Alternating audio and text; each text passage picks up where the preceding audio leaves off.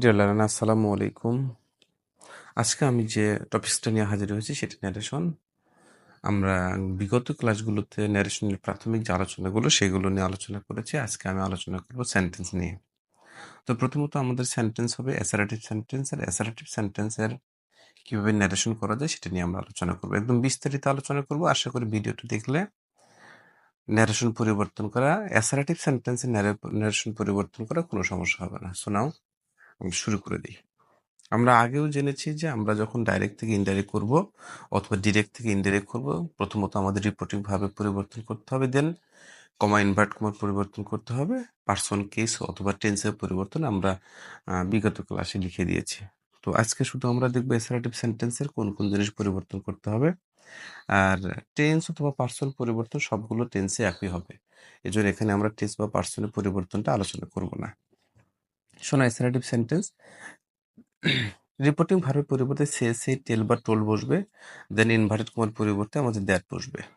He said I do it, এখানে লেখা আছে তো হি, এটা অ্যাসারেটিভ সেন্টেন্স। তো আমরা রিপোর্টিং ভার্ব তুলে দেবো। হি সেড, আমি সেইটও রাখতে পারি, দেন সেইটের পরিবর্তে আমি টোল্ডও লিখতে পারি। He sold, he told, then comma inverted কমার পরিবর্তে আমরা দ্যাট বসাবো। আর পার্সন কেসের পরিবর্তন আমরা আগে শিখেছি, আই সাবজেক্ট ফার্স্ট পার্সন ধরবে রিপোর্টিং ভার্বের সাবজেক্টকে। হি টেন্সের পরিবর্তন আমরা বিগত ক্লাসে আলোচনা করে দিয়েছি। প্রেজেন্ট টেন্স থাকলে আমাদের পাস্ট টেন্স হবে ডুর, past tense did, I did. So another example, he, এটা অ্যাসারেটিভ সেন্টেন্স। সো আমাদের রিপোর্টিং ভার্ব উঠে দিয়ে সেইড দিলে হবে, টেল বা টোল দিলে হবে। হি টোল্ড, অবজেক্ট থাকলে আমরা অবজেক্ট বসাবো, দেন কমা ইনভার্ট কমার পরিবর্তে আমরা দ্যাট বসাবো। সাবজেক্ট ফার্স্ট পার্সন ধরবে রিপোর্টিং ভার্বের সাবজেক্টকে হি। আমরা টেন্সের পরিবর্তন আগে শিখে নিয়েছি, প্লে প্রেজেন্ট টেন্স হবে past tense played football.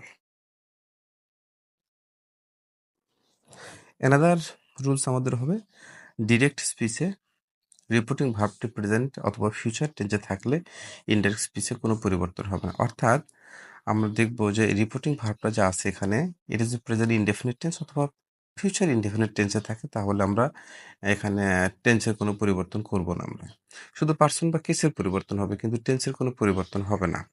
So now the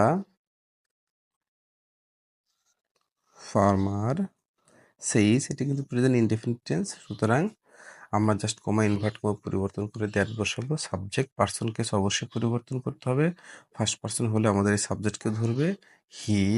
আমি আগে বলেছি এটা প্রেজেন্ট টেন্স হলে কোনো পরিবর্তন হবে না টেন্সের। He is busy.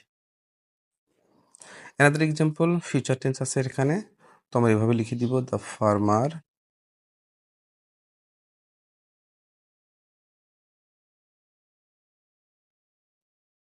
Will say, comma inverted কমার পরিবর্তে দ্যাট বসাবো আমরা। সাবজেক্ট ফার্স্ট পার্সন হলে আমাদের সাবজেক্টকে ধরবে হি হবে, দেন রিপোর্টিং ভার্বের যে আমাদের ভার্বটা আছে কোনো টেন্সের পরিবর্তন হবে না, প্রেজেন্ট টেন্সে থাকবে। রুলস নং 3, ডিরেক্ট স্পিচে বক্তার বক্তব্যটি যদি, অর্থাৎ আমাদের যে রিপোর্টের স্পিচটা আছে এটা যদি চিরন্তন সত্য এবং অভ্যাসগত কর্ম হয়, অভ্যাসগত কর্ম এবং ইটার্নাল ট্রুথ বলা হয় চিরন্তন সত্য যদি হয়, তাহলে আমরা কি করব, ইনডিরেক্ট স্পিচ করার সময় আমরা কখনো টেন্সের পরিবর্তন করব না। কিন্তু মনে রাখতে হবে আমাদের যে পার্সন কেসের পরিবর্তন অবশ্যই হবে, আমাদের রিপোর্টিং ভার্বের পরিবর্তন হবে, যা শুধু টেন্সের পরিবর্তন হবে না যদি রিপোর্টের স্পিচটা চিরন্তন সত্য এবং অভ্যাসগত কর্ম হয়। So now the sun rises in the east, এটা কিন্তু আমাদের চিরন্তন সত্য কথা। সো টেন্সের পরিবর্তন আমাদের দ্য টিচার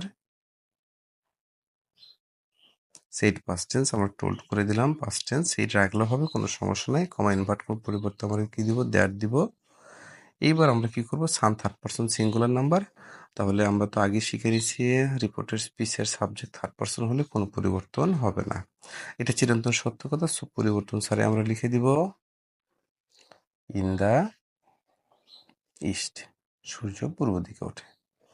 এটা হচ্ছে আমাদের অ্যাসার্টিভ সেন্টেন্সের ন্যারেশন।